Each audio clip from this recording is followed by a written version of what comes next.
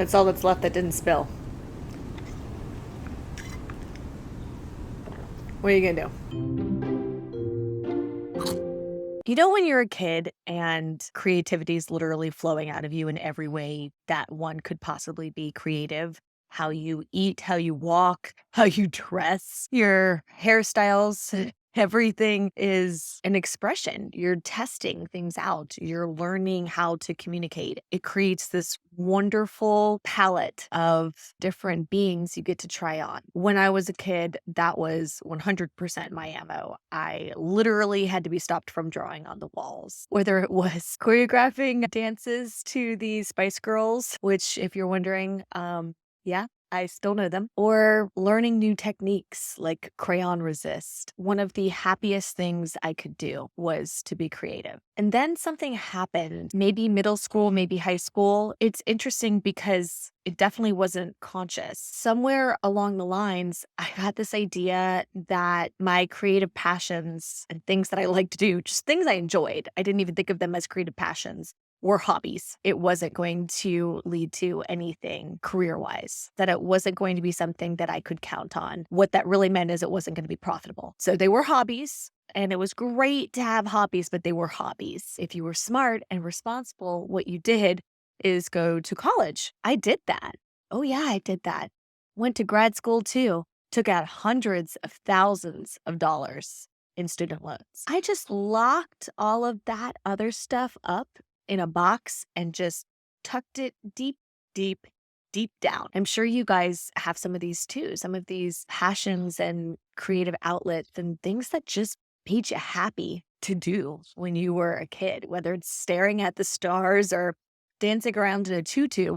We all had things that brought us that level of excitement and joy. It was replaced by what I'll call a harsh dose of other people's realities. I really had this idea that creatives who were able to make enough money to survive, literally to eat and house themselves, were few and far between, that it was a crapshoot, that it was a pipe dream, that it was 1 in a billion made it. I shouldn't count on that I shouldn't gamble my future on that. So I just locked everything away, just folded everything really nicely and tucked it into the back corner of my mind and focused on the things I was told would bring me success. And by success, again, I mean financial security. So there I was at 24, hundreds of thousands of dollars in student debt with my fancy diploma, got a job at a Fortune 50 company, and just thought, okay, this is it. I've done it. I've checked the boxes. I made the smart decision, the responsible decision. Then something happened that was so incredibly comically ironic that you just know it had to be reality, because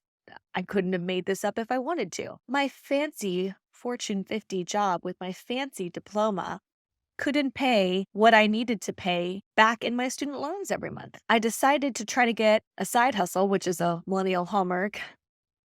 You're welcome. To do that, I unlocked that box I had tucked away, thinking, okay, maybe I can try to utilize some of these things and make enough money that I can pay back my student loans for my MBA.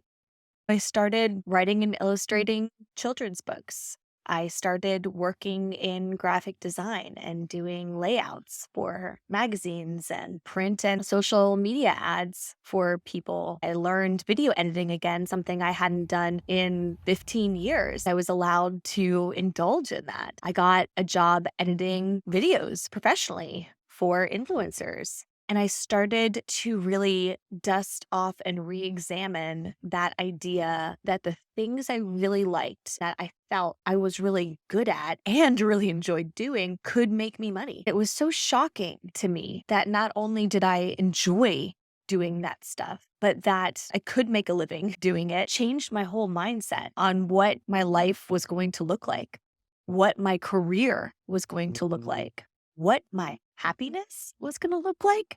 don't even think that was something I considered before. It's time to really re-examine the model because that may have even been true when I was born. One of the amazing things that has come from this global connection that the internet and social media has brought us together with is that you don't need this miracle person to find you, that it can be grassroots, that you can find people to connect with all over the world. You can do that in a way that is accessible. And that's part of what purpose of these types of channels are, is that we can find that connection. And maybe this can inspire someone else to unlock that box that they've buried deep inside of themselves, and that they're able to explore some of the possibilities that they had told themselves weren't something they could responsibly choose as a form of career, what they fill their days with, what brings them happiness and joys and makes them feel good and talented and is an expression of who they are or who they're trying to be, but also be able to buy food. It took a lot of mental rewiring for me. And I think it's a pretty common thing, given that 20 years ago, me even having this conversation on this platform would have been really difficult. There were a lot of barriers to entry.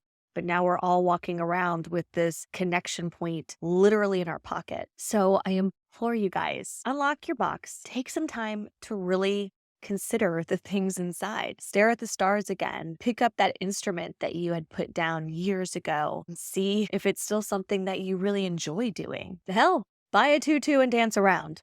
What could it hurt? It could lead to something. You could be the next TikTok sensation in it. The point is that we all have these childlike wonders we've taken out of our conscious mind as something we can indulge in for more than a hobby. When I first picked up my paintbrush after over a decade of it collecting dust, I was so surprised at what it unlocked in my mind and in my heart. I hope you guys can do the same and share with us what your locked away passions are that you've decided to dust off and re-examine.